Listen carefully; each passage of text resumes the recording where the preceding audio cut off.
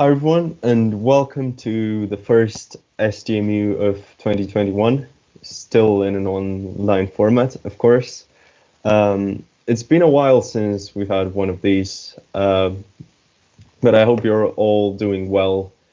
And we've got some very good talks today, so we can say that we're back with a bang, if you will. So first of all, we're going to have a talk from a software engineer at Bloomberg who will talk about a day in the life of a software engineer at Bloomberg.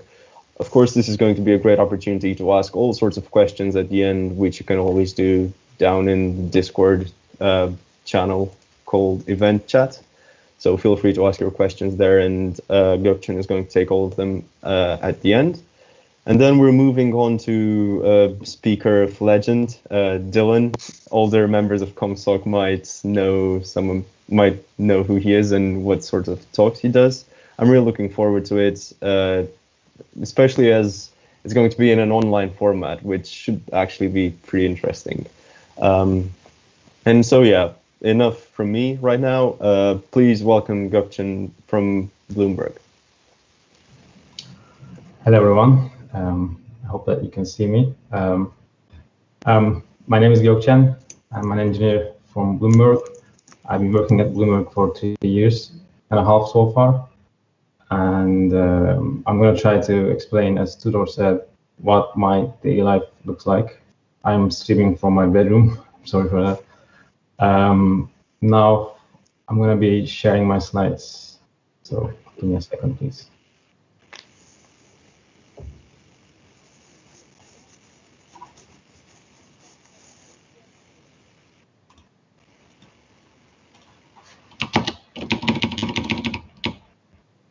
All right, I hope you all can see what I'm seeing in front of me at the moment. And I don't see you as well, so please say something that, okay, cool. So what makes a good software engineer? I'm gonna be talking about my daily life as an engineer at Bloomberg, and I'll be talking about things we do almost daily, and then some other things that we do regularly, sometimes twice a week, 3 times a week, sometimes every 2 weeks. And I'm going to go through all of them as short as possible, and I'll be happy to answer your questions at the end. Okay, so let's start with the simple things. At Bloomberg, we do stand-up and meetings, at least in my team and many teams. I'm pretty sure you heard stand-up before, but at least how we do it is that we try to keep it like a small synchronization meeting, like a small catch-up, where we talk about what we did yesterday and what are we planning to do today. And if we have any kind of blocker that thing we need to discuss, maybe longer, maybe with more details, this is a good time to raise that, and then maybe you can allocate some time in the remaining hours of the day. And that's something we do daily. There's another one, we call it team meeting. This might have different names in different teams, different companies, but I'm going to try to explain. So this is actually more like an allocated half an hour or an hour meeting where with your own team, could be like once a week or twice a week, again, depending on your team. In our team, we do it like once a week, and this is a nice secure time to bring new ideas, introduce new ideas to your existing technology stack, for example. And this is another good opportunity to discuss some deeper problems you might be having, not just some particular bug with the task at your hand, but more like longer running problems. And also, we can discuss anything else, or we can skip the meeting as well. This is usually not strict.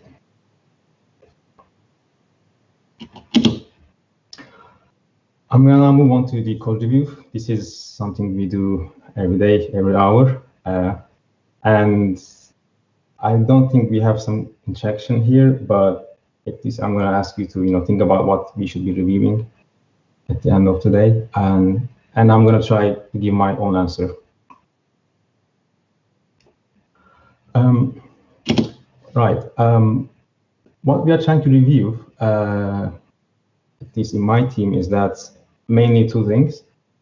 First one is the intention. I'm pretty sure you're aware with you know what the pull request is, and so when I say intention, it is the answer to what is this pull request trying to achieve, and that is something we have to review. And the second thing is obviously is the code changes are achieving that goal. And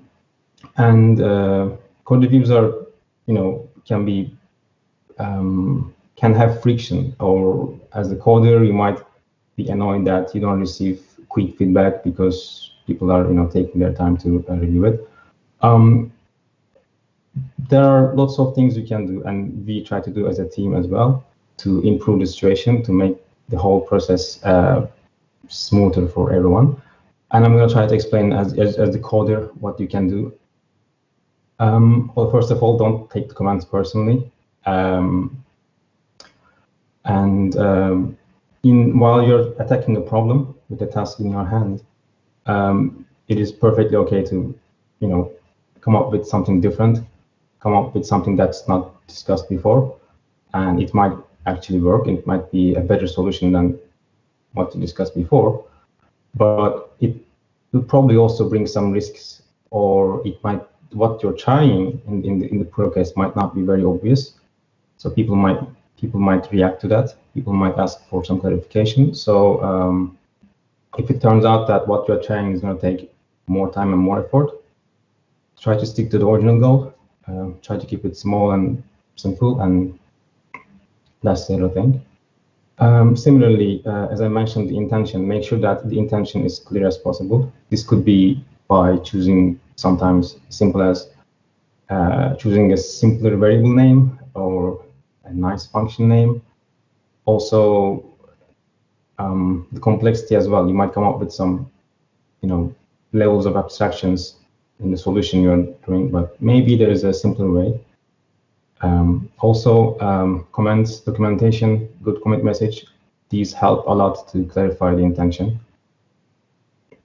And this is not this might not be true all the time, but if you can split the work, when you split the work, if the splitted parts still make sense, maybe you should split it.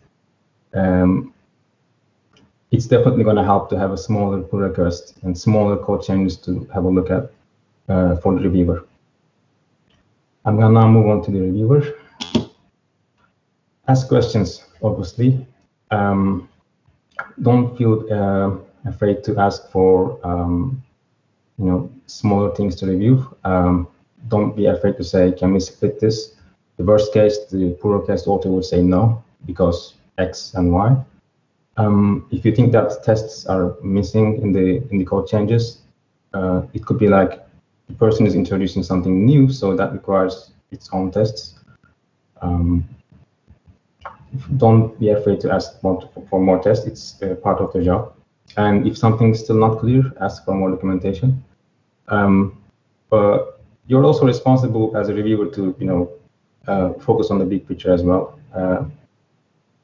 We try not to focus too much on the stylistic and personal choices in the pull request. We try to make sure that the intention is clear and then the code is working towards that intention.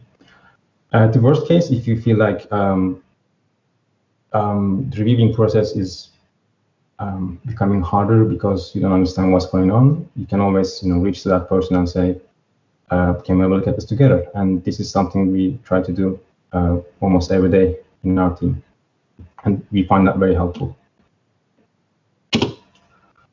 And then I'm going to talk about coding in general.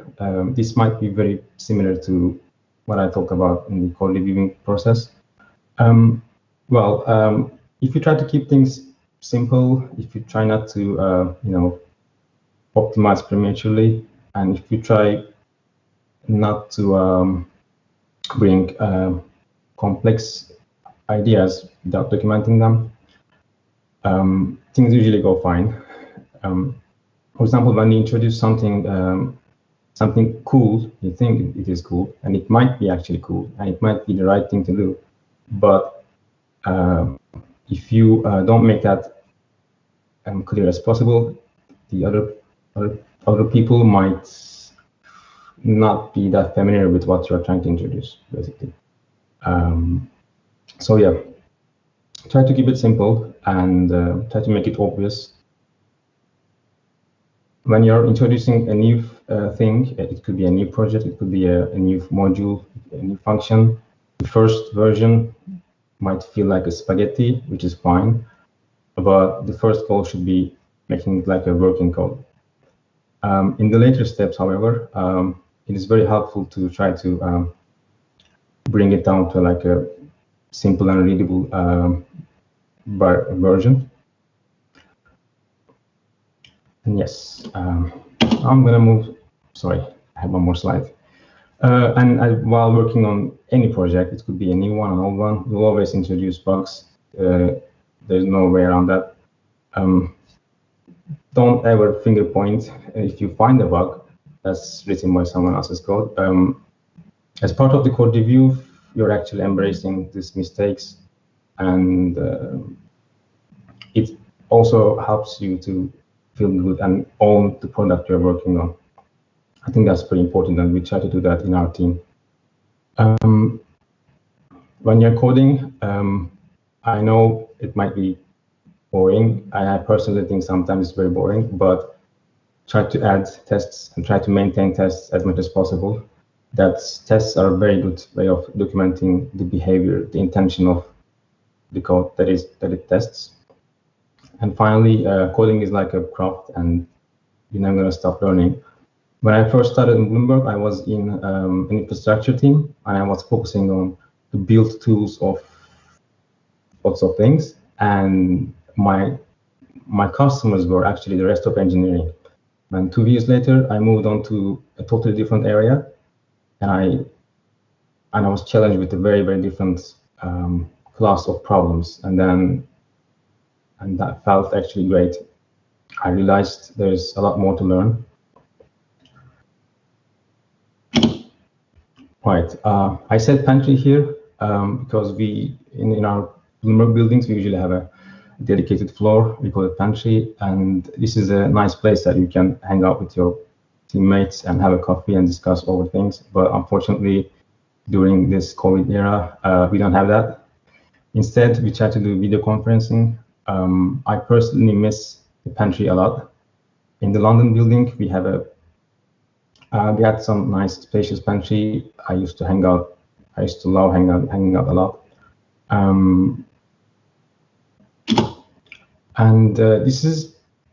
There are no rules about this, but it is very healthy for you to take breaks. Don't spend too much uninterrupted hours in front of the computer. You don't have to talk about work when you're having a coffee with your friend, but you can talk about work, and sometimes lots of great ideas can appear in those small coffee conversations. Now I'm going to move on to the more, not daily, but regular meetings. One of them is a stakeholder meeting. Well, as software engineers, I believe you should care about the stakeholder meeting, and I'm going to try to explain what I mean by that. Stakeholders is like anyone that's involved in your project, basically. It could be your end user, it could be the person in the middle as well. For example, when I first joined the company, my stakeholders was the rest of the engineering. I was working on to improve the command line tools that they're using, and talking to them directly and seeing how they use the product was something very, very useful. Otherwise, when there's like a huge wall between you and your direct customers, you might focus on the wrong side of the problem. A good way to fix it is that talking to them very frequently, asking questions, making sure that you understand what they're asking from you, and you understand the product, you understand what is asked. This doesn't mean that they will always tell you what they want and then you have to do them. Sometimes you can also bring new ideas to the problem. And at least in Bloomberg, we really appreciate that.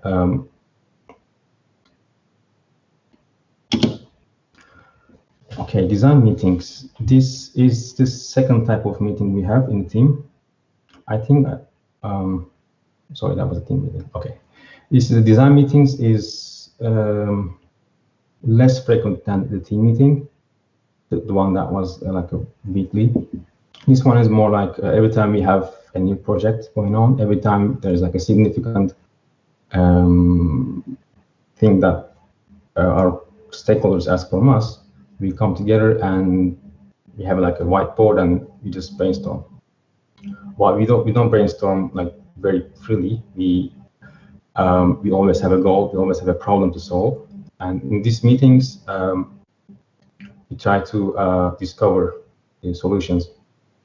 You don't necessarily have to finish everything in a single meeting. It usually takes a couple of meetings to finish. But there are some good things that you can do to help those meetings go smoother. The obvious one is the agenda, especially if you are leading the meeting. Come up with an agenda and share it with people before. If you are leading the meeting, make sure that people don't get stuck in deep philosophical and technical discussions. That can happen. And then another thing that's very important is the action items at the end. Because sometimes meetings can be long and people can forget what you were saying in the beginning, like 1 hour or 2 hours. It's very nice to have some sort of summarization at the end and some concrete action items if there's any. One example action item is that maybe organizing the next meeting, or if someone needs to do some research, you assign that research to that person and they're expected to come back with some results.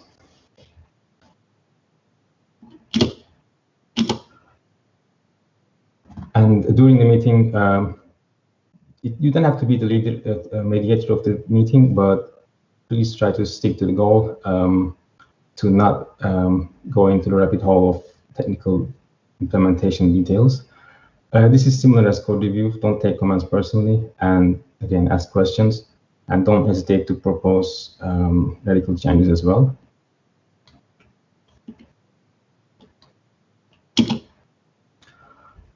And the one-to-one meetings. When I say one-to-one meeting, it can apply to anyone actually, but I'm going to be focusing on my direct report, my team lead, and my manager. These folks are, as part of their job description, they need to help you to grow your career. If you don't already have meetings set up, you have a right to do that. Just reach that person and do it. And actually, if you want, you can drive the agenda in those meetings. Sometimes they can come up with an agenda as well, but it's your right to ask what you want, and they should help you. Be open, be direct, and be timely, because managers are managing lots of people. And so try to bring your feedbacks to that person as well. If you, for example, if you feel like they're not helping you as you think they are, they're supposed to say that, and then it's their job to do their research and come back to you and try to help you. In one-to-ones, your TL and your manager are supposed to help you with your goals, and you can define these goals. You can ask help to define these goals together, maybe. And what I said about one-to-one now is also depends on the team and the people as well. And you can come up with your more effective way of handling one-to-ones, but just try. I mean, they don't have to be boring meeting with your boss, basically.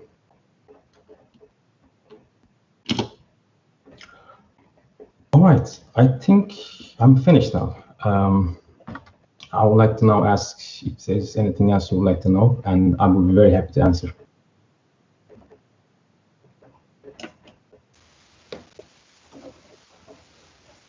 Right. Well, first of all, thank you so much for that talk. It was very interesting. So many interesting points were raised. I mean, it's a lot to take in. And I feel like quite a few of them apply not only to, Bloomberg specifically, but can apply in so many different contexts and, I mean, professional contexts, of course. So, I mean, it was just quite fascinating to hear about all these different facets. And I liked how you mentioned premature optimization as something to avoid, because at least the people who are paying attention in first year at Edinburgh know that premature optimization is the root of all evil. I know I remember that from my first year. So, yeah, maybe some people got that as well. Let's see, looks like so far it seems like we don't have any questions. So if anyone has any, then please go to event chat on our Discord and ask Gökçen and anything that perhaps was unclear or that you'd like to hear more about right now while he's still here with us. Actually, I have a question myself. When did you start working at Bloomberg? How long have you been here for? It's been 3 years and a half. So it's August 2017. Yes, that's right. Yeah, exactly. Yeah, because it clearly had been long enough for you to kind of understand how things run and how things, work generally, at least to some extent. Yes. Yes. I mean, the inner workings of the company, I think the more you stay there, you have a better understanding who you should be reaching to if something happens. For example, if you need some kind of help, you know who to talk to get a faster answer. Yeah. Yeah, I mean, that's very important, having that good teamwork. And I remember you mentioned that when you mentioned the pantry and general socializing, that a lot of good ideas come when you just take a step back and just talk to someone over a coffee or whatever, or in meetings nowadays. I mean, of course, online meetings. But yeah, I can attest that it definitely helps to talk to someone else sometimes. And it's great that you know who to ask, I think, and yeah, who to talk to, because it's always so much better than just being stuck on something by yourself and not knowing. Yeah. Let's see. It looks like we still didn't get any, or maybe people are just still processing all of that information. It was a lot, I admit. Yes. Yeah. No, but I mean, it was great. It's really nice and interesting, and it was kind of presented the topic from all these different facets. It was just like pretty well-rounded view of the issue. I think each slide probably deserves their own conference. So I'm sorry that if some of our, sounded a bit cliche, but yeah. No, I mean, I don't think that's the case at all. Since people still don't seem to come up with questions right now, perhaps we could wait and see if there are any questions towards the end, including for you, and then we can do a short Q&A at the end if anything pops up. I'll be happy. I'll be around, of course, and just let me know. Yeah, sure. I mean, we'll keep an eye on the Q&A feed and see if we get anything until the end, and then we'll just do another of these with questions from the audience. I think that's the way to go. So yeah, nice way to start the event. Very interesting talk, touching on so many different things. And now I think it should be time to move on to the student speaker that we have prepared for you tonight. And that is Dylan with a talk on nifty domain-specific languages. So welcome, Dylan. Hiya, one moment. Let me just, oh gosh, I can see myself. That's, let's see, start from first slide. Oh, wait, I need to remember to share it, of course. There we go. Screen number 2. Is that coming through? Then let's start from first slide. Right. I don't know. It's coming through. All right. Great. So, yeah. Oh, dear. I clicked. All right. Hi, everybody. I'm Dylan, and today I'm going to be talking about nifty domain-specific languages, or as they're sometimes known, DSLs, or how smaller languages can give us bigger thoughts. So the short itinerary for today is I'm just going to essentially first go over a brief definition of what DSL is. Then I'm going to give you an example of a DSL that most of you will probably have encountered already. And then we're going to go on a whistle-stop tour through a DSL that I personally love. And then we're going to finish by breaking down sort of what we've learned about what a DSL is and how they can be useful in real life in general. So first off, who's this guy? I'm Dylan, 21 years and 11 months of age. I'm in my 4th year at Edinburgh, but I'm currently taking a year in industry. And I never met a language that I didn't like. Fight me, I'll defend just about any language as having some redeemable quality. Anyways, on to the talk. What's a DSL? Well, I'm glad you asked. So a DSL, if you look up the definition on Wikipedia, it's a very, very open-ended definition, to the point that the number of definitions probably exceeds the number of DSLs that they give by a wide margin. So I instead decided to take a more fundamental approach and say, well, a domain-specific language really is a language that is specific to a domain. Now, that can sound circular, but the point is that what I'm going to give you instead of a definition is a few pointers that will tell you whether something is being specific to a domain or not, a few heuristics, so to speak. So first of all, an appropriate computing paradigm. So is the programming language operating in a way or thinking about computing in a way that really fits the domain that it's claiming to, right? So for example, a language that is meant to manipulate tables should have a paradigm that accounts for the idea of a table and a row and a column, right? Furthermore, it should have custom keywords and syntax. That's also a pretty good indicator. Essentially, a language that wants to manipulate tables should have keywords and syntax that make it easy to talk about rows and columns and slices of tables. And then lastly, Turing completeness should be secondary. What this means is really that the expressive power of the language should be all that's needed, should be purely sufficient to meet the needs of the domain and nothing more, right? And then lastly, these aren't the only indicators, right? These are just a few rules of thumb that you can use to get an idea of when a language is a DSL or isn't. So don't get too hung up on this. So, example, regular expressions. Most of you will probably have experienced regular expressions in first year or in second year, either through teaching or just through your programming on your own, right? So regular expressions are very much a DSL. Their domain is matching simple text, and their paradigm is finite state machines, right? So they're these nodes that you travel between using arrows. And they're very, very well fitted towards the idea of matching simple text, right? Here we have a regex that has A plus B, right? Which means match A one or more times followed by B, right? And here AC star gives AC 0 more times. So that would match the empty string or AC or AC or AC, right? No DC, I'm afraid, but generally speaking, that's how they operate. And here we've got a little finite state machine, which corresponds to the first regular expression I've given you. So that's a DSL right there. Let's look at how it meets the criteria that we gave, right? Appropriate paradigm? Yes, right? Simple text and finite state machines are a match made in heaven. They're perfect for one another. Does it have context and custom syntax? You betcha it does, right?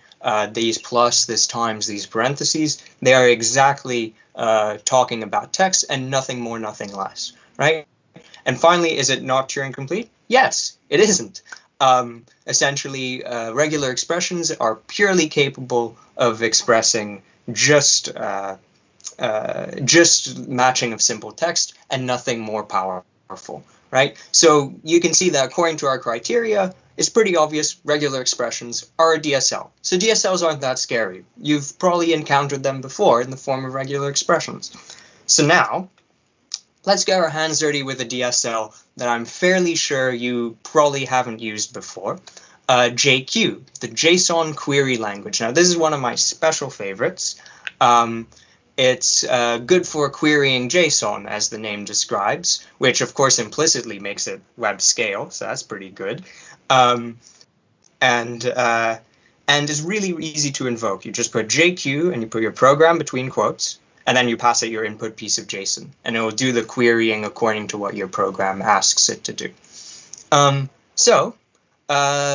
The fundamental part of JQ really is the filter, a great filter, right? So JQ program is almost entirely composed of filters, which are basically things that take one JSON piece of input and produce 0 or more outputs. Now, this JSON could be anything, an object, a string, a number, right? And then in turn, it will produce more pieces of JSON. Most filters that we know are going to take one input and produce one output. But a few of them are going to either produce one input and then inspect it and say, oh, I'm going to produce 0 outputs this time. Or a few of them are going to take one input and produce many outputs. And we're going to see what exactly that entails as we go along. So the first filter is written down as dot. It's very barren, very Spartan. That's the one. And really, the dot is just the identity filter. So if you give JQ dot as a program to run, and you pass it this big blob of JSON right here, this ABCD dictionary, you'll get the exact same thing back out. The object will go into the dot and come out the other side looking absolutely identical. So pretty simple filter. And you may think, how's that really useful? But we'll see that later. Now, here's the attribute filter. This is going to be your bread and butter, right? So you write it down fairly simply. You do dot and then the name of the attribute you'd like to extract. And what it does is, given a dictionary or given an object, it will extract the value at the attribute that you ask for, right? So for example, here we have this filter, the .a filter passed to JQ. And when we give it this, this large blob, right, it'll pull out the value in A and just send it back out again. So that's pretty convenient if we want to just query little pieces of our JSON and figure out what's inside of it, right? Similarly, if we run .d as the filter, right, and we pass it our big piece of JSON, then out the other end, it will pull out just the value of d inside of the object and give us hey, right? Hola. So that's the attribute. Pretty nice.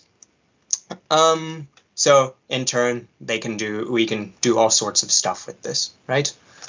Now, what's fun is that filters can also do construction of larger pieces of JSON. So what you can do is you can take a filter, right, and not only extract stuff, but then take the stuff you've extracted and embed it back into pieces of JSON that you'd like to construct later. So this is one of the most fundamental constructions, is the name : filter constructor, right? So what this does is it says, I would like you to take the input, run the filter on it, and for every output that the filter gives me, produce an object, right, where the value of the name that I've given is equivalent to the result of the filter. So let's look at how exactly this will turn out. So here we have a simple JQ program which says x:.c, y:.d. Now what this is going to do is, first, it's going to say, I would like an object where we have an attribute x, which has the same value as running the filter .c on our big ol' input right here, right? So what will happen then is that true will be extracted from our input by the .c filter and then be inserted at the location of x. So that's what the output's going to have. It's going to have an attribute x with true inside of it. Similarly, d has hey, right? And y:.d means run the .d filter, which, as we know, will pull out the hey value and put it into y. So we end up with y:hey. And of course, because of this syntax has a little comma between, the two will get merged together into one nice final object. So you can think of this as a very simple program that just maps maps X to all the values of C in a dictionary that you get, and Y to all the values of D in the dictionary that you get. Pretty convenient. Now, as I mentioned, some filters can produce multiple outputs. That's pretty good, because what it means is that we can operate on many different pieces in parallel, or rather separately, right? So this is the very simple array filter, right? And what it will do is when it receives an array with, say, 3 elements, right, it'll spit out each of those 3 elements as 3 separate outputs, right? So in goes the array, and out comes 3 separate outputs. And when we send that further along to another filter, for example, each of those outputs will be dealt with separately, which is quite interesting and quite useful, as you'll see. And then finally, we've got if statements or conditions, right? So the if statement takes 3 separate filters as arguments. It takes an A filter, a B filter, and a C filter. And when given the input, right, that's big old blob yet again, right, it'll run the A filter, or the filter in the first position, on the input, and if that returns true, then it'll again pass the input to B. And if it returns false, it'll again pass the input to C. So let's see what that'll actually turn out as. Here we've got a little program, if.c, then.a, else.d, end. So first of all, our object here has an attribute C, which evaluates to true. So we'll have the if statement, we'll take our big O object, pass it to the .c filter, get out true, and then I'll know, oh, all right, I should run the .a filter on the input. And so I'll take the .a filter and the input and pass it to the .a filter, and out we get that array, the value at the A attribute, right? If we had it the other way around, if C were false instead, right, C would be passed to the if, and the if would then run the .d filter on our object instead and pull out, hey, hola again. So that's essentially the fundamental filters that we're going to need to use. These are by no means all of the filters in the JQ programming language, right? There's select, there's and times plus, your standard operators. There's a really cool one called recurse, which I don't think I'll have time to get into today, but if you want to, always ask me. There's combinations, which is, mathematical combinations. And then there's empty, which produces no outputs. Now you may think, oh, that's a bit weird. It's a filter that produces no outputs, right? It takes as many inputs as it likes and produces no outputs. How's that useful? Well, you'll see in a moment, actually, how we can use that. And we can always define new filters with def, but we're not going to get into that. The main thing to keep in mind here is that the empty filter is quite important. I'm going to use it in my demo. So then finally, the second big construct, a lot more straightforward to explain really, is the pipe. Put this in your pipe and smoke it. Takes 2 filters, a filter to the left and a filter to the right, and takes each output from the filter and then passes it as a singular input to the second filter, right? So what this means is that if your filter 1 produces, say, 5 outputs, right, filter 2 will receive each one separately and then we'll aggregate all of the results together at the end. So filter 2 will never be aware of how many outputs filter 1 produces. As far as it's concerned, it doesn't know. So here we've got a simple example. .a pipe .b, right? If we give it this nested object where A is itself an object containing a B attribute with a 1, .a pipe .b pulls out 1, because first we run the .a filter, which pulls out that dictionary here, and then we run the .b filter. You can actually see it explained much more clearly on this slide. So you can think of it as 2 separate JQ programs that run in sequence, right? First the .a program runs and pulls out this dictionary, and then the .b program runs and pulls out the 1 at attribute B. So these two are sort of equivalent. So that's the skinny on how JQ works. So we're going to move to a demo. Piping hot sausage rolls. So one quick thing, can you tell me if you can see my terminal right now? All right, perfect.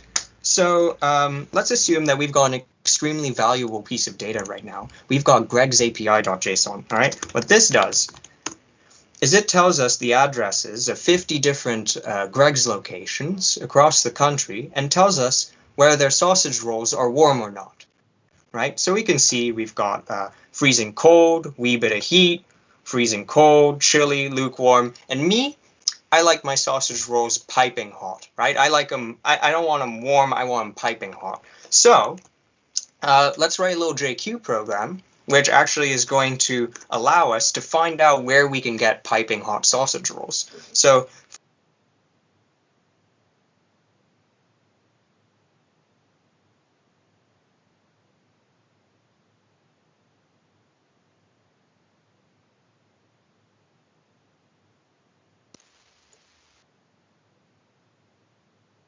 Right. Looks like we've lost Dylan at the moment, but I'm sure he's gonna return shortly, and this should all be fine.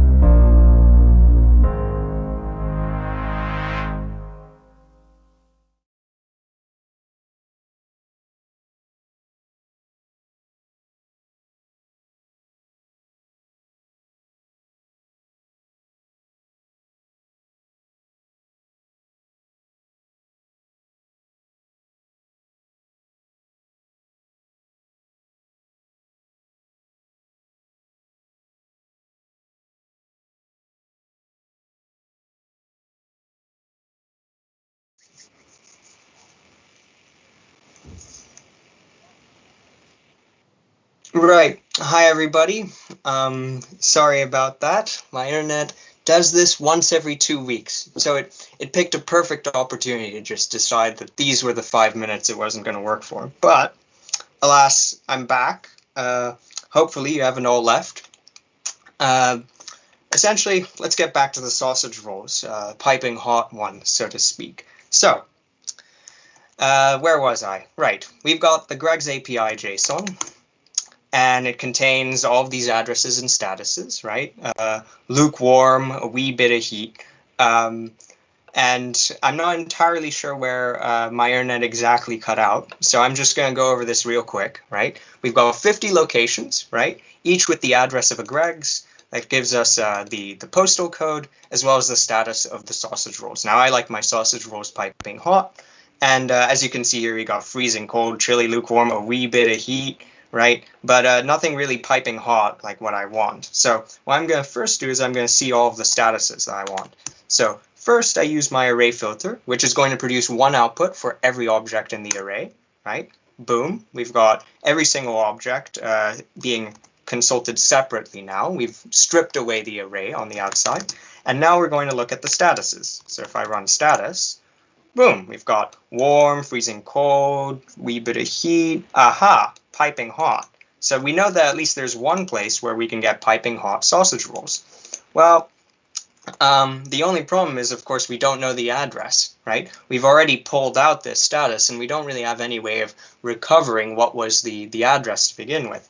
But we've got the if statement. So what I can do is now I can put if dot status equals piping hot, right?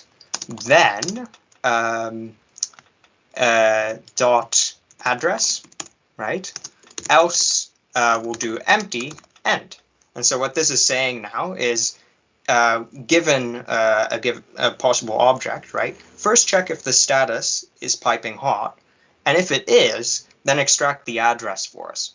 Otherwise, don't really give us anything, right? Give us no outputs whatsoever. So that's the use of the empty filter, as I showed you earlier, the confusing one. And boom, look, DD1, 1UF. Let's find out where that is actually. Control-Shift-C. Let's pull up Firefox, GM, DD1, 1UF. Looks like Dundee. Well, that can't be that far away. Let's find out. University of Edinburgh. An hour 20 minutes by car. An appropriate price to pay for piping hot sausage rolls, I feel. So that's piping hot sausage rolls, and that's a quick demo of JQ's power, I suppose. Now, let me go back to presenting. So we saw essentially this demonstration of JQ, right? This demonstration of a DSL. But really, in terms of all DSLs, what are they good for then? What does this tell us about what DSLs are good for?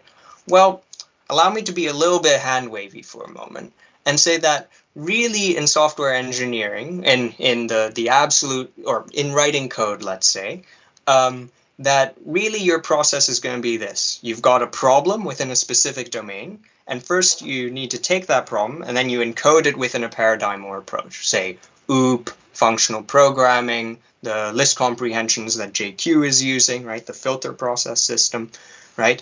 And then finally, we need to reduce that paradigm into syntax or code, right? So if you've picked OOP as your paradigm, you still need to figure out how you're going to map that to, say, Java syntax or C++ syntax. So that's the problem to paradigm to syntax. Now, what a DSL does is it makes both of these elements, the paradigm approach and the syntax code, very, very specific to the problem or domain. And what that allows us to do is really connect the problem with the programmer directly. The syntax and the paradigm become this very, very thin layer. And this red line, as you can see, means that we're sort of overriding all of that. And so you become directly connected to really the domain and how the domain functions. Of course, that's a trade-off, because by connecting the problem with the programmer really closely, you also lock in the domain approach and syntax. So you sort of restrict yourself in order to gain that one-to-oneness with the domain. But that's one of the great things that DSLs are good for, right? In the interest of time, I'm going to skip a couple of slides, but basically, here's a couple other DSLs to look at. That was a summary of JQ, but there's plenty of other great ones out there. There's awk for tabulated data, Verilog for circuits, fairy chess notation, which doesn't really have like an interpreter, right? Or I tried to write an interpreter for it once, but in general, it's something that is more used within the mind, but is still a DSL. DAL generates configuration files. JSX is great for HTML and JavaScript, and Yak generates grammar parsers, right? So there's plenty of DSLs out there, and I really encourage you to pick one and really try your hand at it, right? Next time that you're thinking to yourself, oh, I'd like to learn something, or oh, I'm interested in I want to get something about computers or whatever, right? Rather than going for a big full language, right? Try a DSL. Chances are it'll take less time and you'll get up and running faster, and you'll have that joy of being really close to the domain space. And really see if it makes your thinking about the domain space clearer. I wager that if it's a good DSL, it will. And then if you're really intrepid, right, try making your own. So here's a few useful resources, and yeah, thanks for having me. Thanks for bearing with the technical difficulties, and thanks a lot.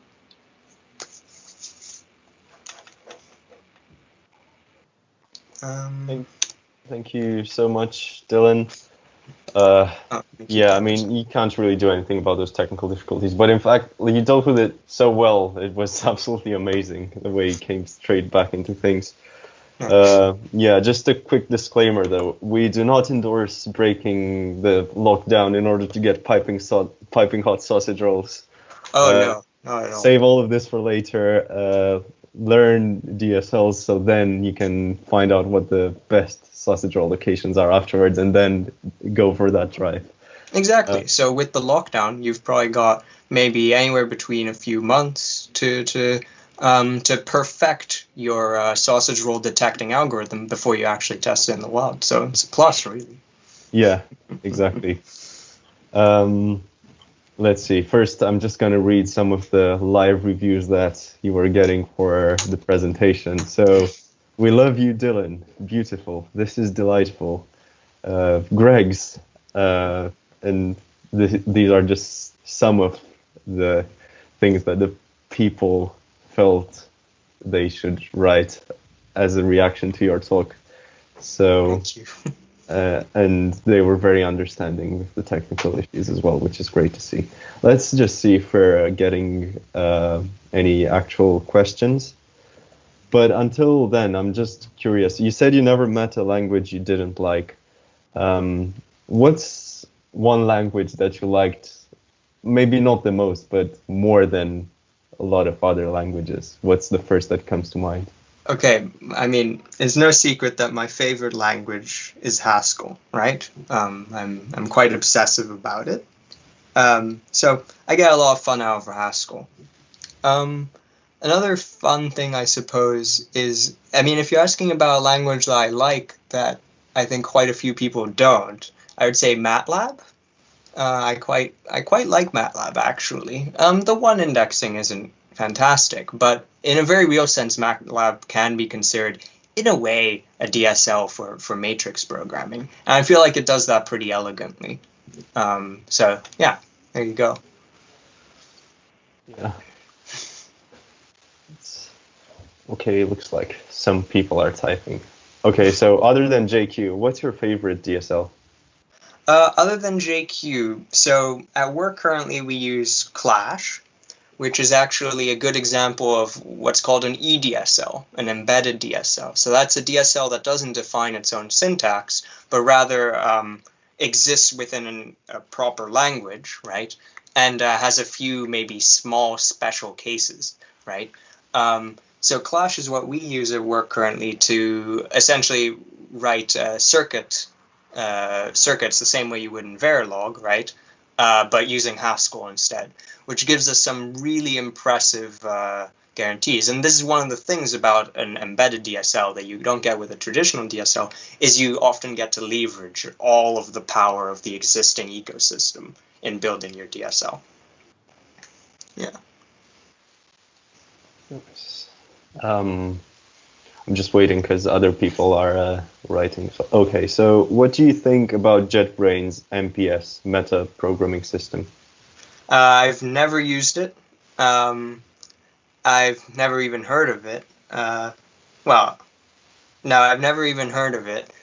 But, well, whenever something's called a meta programming system, right? I get worried because I'm worried that it's going to be way more powerful than I'm ready to handle, right? But yeah, no, I'd have to try it out. One moment, let me write it down so I actually look at it tonight. But please feel free to ask me a question. Future talk. JetBrains MPS. Mm-hmm. Cool, got it.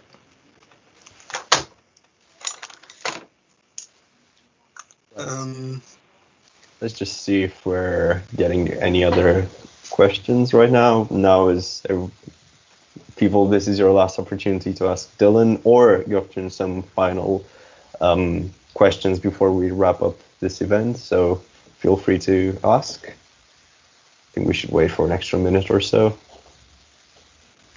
I mean, in the meantime, before we get a question, there is a slide I skipped, right? That I can take us to pretty quickly. Yeah.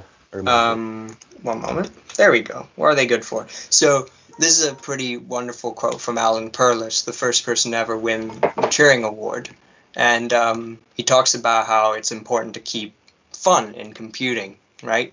Especially nowadays with, there's a lot of corporate interest in computing for good reason, right? But it's important to sort of keep the fun independent of that, I feel. And so DSLs, I think, are really an expression of that, of seeing just how far you can get by really tailoring your language to just a specific domain and seeing how native you can become in that domain. And that's really fun. So, yeah, maybe that's another thing that DSLs are good for. Yeah. Actually, I fully agree. It's so important to keep things fun and enjoyable, just generally, and obviously in computing as well, in programming languages. And yeah, it's just important to have fun and enjoy yourself, no matter what you're doing. And DSLs seem to be very well suited for that. So yeah, they are. I was gonna say that's. Oh, so Logo is a good example of a fun DSL. Is another live reaction from our viewers. That is a good point. Yes, it is a good example. Okay, I guess these are probably all the questions that we're gonna get. So this is sounds good. A very nice thing to end on. Keeping the fun in computing. Yeah. Thank you, Dylan, again for such a great talk and for handling all the difficulties so well. I know I enjoyed it, and I'm sure all of our viewers did as well. And yeah, that's it. Time to wrap up this event. I've really enjoyed presenting it. I hope you've enjoyed watching it as much as I enjoyed posting a virtual STMU after a while. Thanks again to our speakers, and thank you to you, all of our viewers and members of CompSoc. It's great to be back and to be hosting things for you. And yeah, just take care and good luck with the new semester, and see you at our next event, which actually should happen quite soon, I think. And then after that one, we're going to have our AGMs, so the big elections, lots of committee positions are open. And yeah, keep an eye out for that, and keep checking our Facebook pages so you're up to date with all of our new events. Yep. Thank you so much for joining, and hope you enjoyed it.